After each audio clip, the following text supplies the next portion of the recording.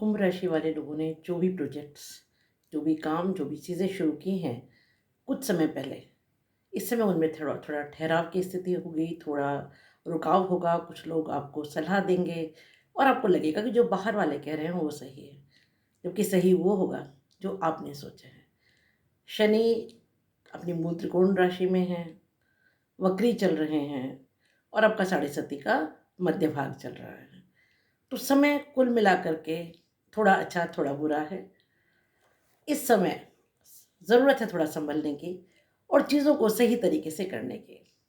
नमस्कार, मैं हूँ दीपा और स्वागत है आपका दीपा ज्योतिष में और मेरे चैनल 21st सेंचुरी मॉम में। बहुत समय तक आप लोगों के सामने नहीं आ पाई, अति व्यस्तता थी, उसके कारण एक लंबा अंतराल पड़ा, उसके लिए क्षमा प्रार्थी हूँ।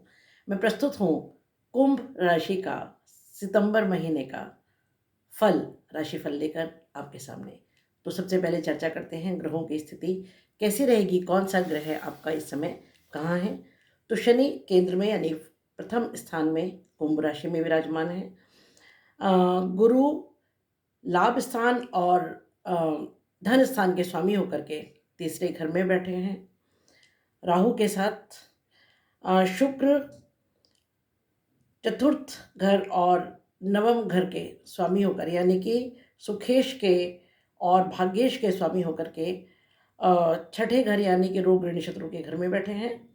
सूर्य और बुध का बुधादित्य योग आपके सातवें घर में बन रहा है। सूर्य अपनी ही राशि में विराजमान है यहाँ और कुछ समय तक यहाँ रहेंगे। उसके बाद आठवें घर में जाकर के सूर्य और मंगल मिलकर के विक्रम योग बनाएंगे। 17 सितंबर के बाद सूर्य सिंह राशि से आपके आठवें घर में चले जाएंगे, कन्या राशि में चले जाएंगे और मंगल अष्टम भाव में विराजमान है आपके कर्मेश के स्वामी होकर के। और जो स्थिति थोड़ी सी अच्छी नहीं है, केतु भाग्य स्थान में विराजमान है तुला राशि में। चंद्रमा 27 और 28 सितंबर को प्रथम घर में रहेंगे। ये है ग्रहों की स्थिति। अब बात कर लेते हैं कि कौन कौन से ग्रह कहाँ कहाँ रहकर आपको क्या क्या फल प्रदान करेंगे। तो प्रथम भाव में शनि है जो लंबे समय तक रहने वाले हैं। प्रथम भाव में शनि रहने से परिस्थितियाँ सुदृढ़ हैं। आप कर्म की तरफ बहुत आकर्षित होंगे, अपने कर्म को प्रॉपरली करते रहेंगे आप, क्योंकि साढ़े सती में जो काम शुरू होते हैं वो बहुत लंबे जाते हैं। एक बहुत स्ट्रॉन्ग नींव आपने रखी है जिस भी काम की, चाहे वो आपका जॉब है, चाहे आपका बिजनेस है या कोई और प्रोफेशन है। लेकिन ये समय कुछ समय तक ऐसा रहेगा कि आप काम करेंगे और फल देरी से मिलेगा। आप इरिटेट हो जाएंगे, फ्रस्ट्रेट हो जाएंगे और आपको लगेगा बस अब छोड़ दो, अब नहीं करना है। लेकिन छोड़ना नहीं है। छोड़ना इसलिए नहीं है क्योंकि यही समय है जब ईश्वर आपकी पेशेंस को ट्राई कर रहे हैं। कई बार ऐसा होता है कि हम कोई काम लगातार करते जाते हैं और उसका फल हमें उस समय नहीं मिलता है, थोड़ा देर से मिलता है।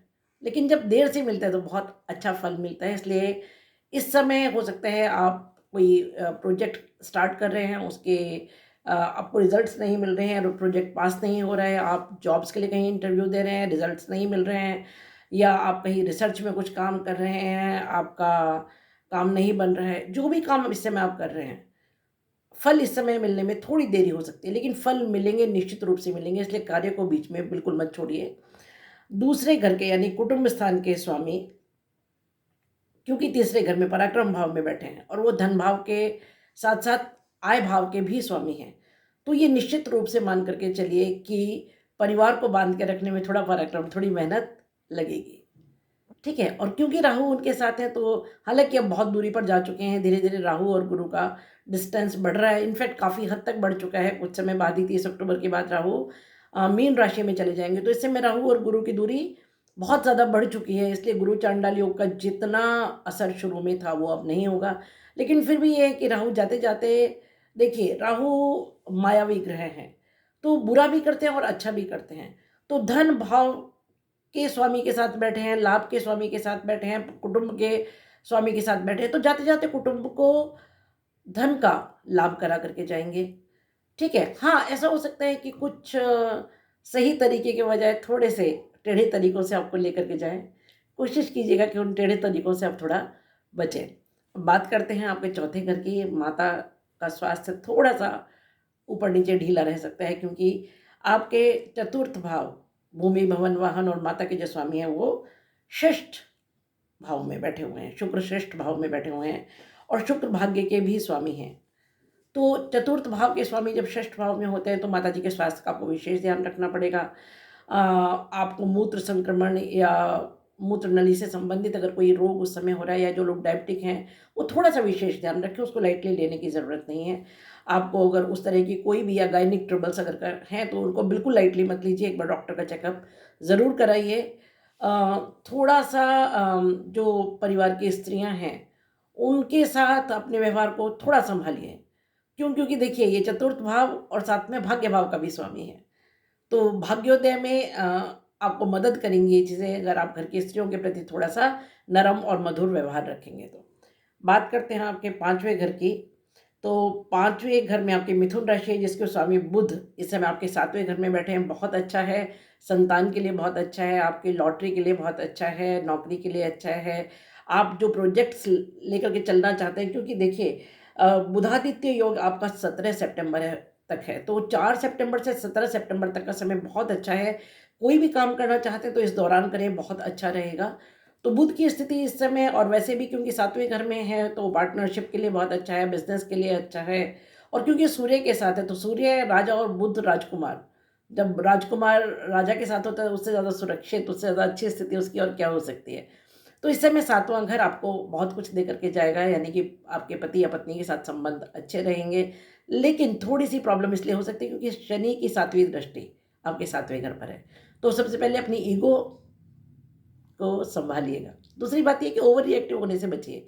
कई बार ऐसा होता है सामने वाले ने कोई बात कही, उसका वो मीनिंग नहीं है, हम ज़रा-सा तिनके का ताड़ बना लेते हैं, वो करने की ज़रूरत नहीं है। वही आपको पार्टनरशिप में थोड़ा-सा ध्यान रखना है, क्योंकि देखिए बुधादित्य योग एक बहुत अच्छा योग है, इसका लाभ उठाइए। ठीक है, शनि की दृष्टि है, शनि भी कोई बुरा नहीं देते हैं, परमानेंसी देते हैं। आपका जो भी इस समय कॉन्ट्रैक्ट्स बनेंगे, जो भी आपके इस समय बिज़नेस डील्स होंगी या परिवार में एक जो अच्छा सुखद माहौल बनेगा, उसमें वो परमानेंसी देंगे, लेकिन थोड़ी-सी ईगो दे सकते हैं, तो उस ईगो से अपने आप को बचाइएगा। बात करते हैं 8वें घर की। यहाँ मंगल की स्थिति कोई बहुत अच्छी नहीं मानी जाती है, तो थोड़ा वाहन चलाते समय ध्यान रखिए, क्रोध पर नियंत्रण रखिए। हालाँकि ये रिसर्च के लिए बहुत अच्छा है, आपका एस्ट्रोलॉजी के लिए बहुत अच्छा है, या तेल, गैस इत्यादि चीज़ों में जो लोग हैं, या जो किसी भी तरह की किसी आर्कियोलॉजिकल सर्वे में हैं, उन चीज़ों के लिए ये बहुत अच्छा समय है। लेकिन मंगल की स्थिति को 8वें घर में बहुत अच्छा नहीं मानते हैं, स्पेशली ससुराल पक्ष से संबंधों को थोड़ा-सा सँभालिएगा। बात करते हैं 9वें भाव की, तो क्योंकि यहाँ केतु हैं और केतु भी जा ही रहे हैं राहु के साथ-साथ। आपके 30 अक्टूबर के बाद उनका राशि परिवर्तन, स्थान परिवर्तन होगा। जाते-जाते केतु आपको अध्यात्म की तरफ लेकर के जाएँगे। और क्योंकि शुक्र इस घर के स्वामी हैं, वो षष्ठ में हैं और केतु यहाँ पर है, तो एक द्वंद चलेगा मन में, माया और मुक्ति के बीच। आपको अध्यात्म की तरफ खींचेंगे केतु और शुक्र खींचेंगे माया मोह की तरफ। तो ये जो बीच की ऊहा-पोह होगी, इससे निकलने के लिए मन को स्थिर रखिए, क्योंकि इस समय सबसे ज़्यादा ज़रूरी है आपके लिए अपने मन को स्थिर रखना। बात करते हैं आपके कर्म भाव की, तो कर्म भाव के स्वामी क्योंकि इस समय अष्टम घर में बैठे हैं, तो थोड़ा-सा सँभालिएगा किसी नए जॉब को, किसी नई डील को, या रैश होकर के अपने कर्म स्थान पर, अपने वर्किंग प्लेस पर कोई एक्शन या कोई ऐसा काम मत कर डालिए क्रोध में आकर के, जिसके लिए आपको बाद में पछताना पड़े। हाँ, लेकिन मंगल जब यहाँ के स्वामी हैं, तो आपको अथक परिश्रम भी कराएँगे, बहुत मेहनत कराएँगे, लंबा दौड़ाएँगे और उसके फल भी देंगे। ऐसा नहीं है उसके फल नहीं मिलेंगे। लेकिन बस ये है कि अपने रैश एक्शंस पर, अपने गुस्से पर थोड़ा-सा नियंत्रण रखने की आवश्यकता है। बात करते हैं आपके 11वें घर की। तो 11वें घर के स्वामी क्योंकि तीसरे घर पराक्रम भाव में है, तो लाभ का स्वामी जब पराक्रम में होता है तो पराक्रम से लाभ देता है। और दूसरी बात ये कि एक उपचय स्थान दूसरे उपचय स्थान को जब देखता है तो ये बहुत अच्छा है, तो लाभ रहेगा, डेफिनेटली रहेगा। धन का लाभ होगा, इच्छा पूर्ति का भी, क्योंकि स्थान है 11वां। तो कई ऐसी इच्छाएं जो आप बहुत समय से सोच रहे थे कि अरे ये हो नहीं रहा है, हम तो इतनी कोशिश कर रहे हैं और आपने छोड़ दिया था, वैसे कुछ इच्छा पूर्ति होंगी। और गुरु के साथ क्योंकि राहु भी है, तो एन केन प्रकारेण आपकी इच्छा पूर्ति कराएँगे।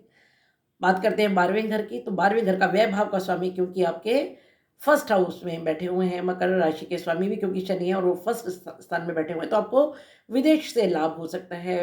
व्यय को संभालेंगे शनि, क्योंकि शनि स्थायित्व देते हैं, शनि खर्चा अननेसेसरी नहीं कराते हैं, विदेशों से संबंध सुधरेंगे आपके। शनि बहुत सुदृढ़ स्थिति में इस समय मूल त्रिकोण में है, तो आपका हो सकता है लंबी यात्राएं हों, धार्मिक यात्राएं होंगी आपकी, और वो लाभपूर्ण यात्राएं होंगी।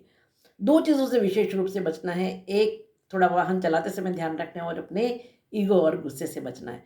कुल मिलाकर के ये महीना आपके लिए काफ़ी शुभ रहेगा।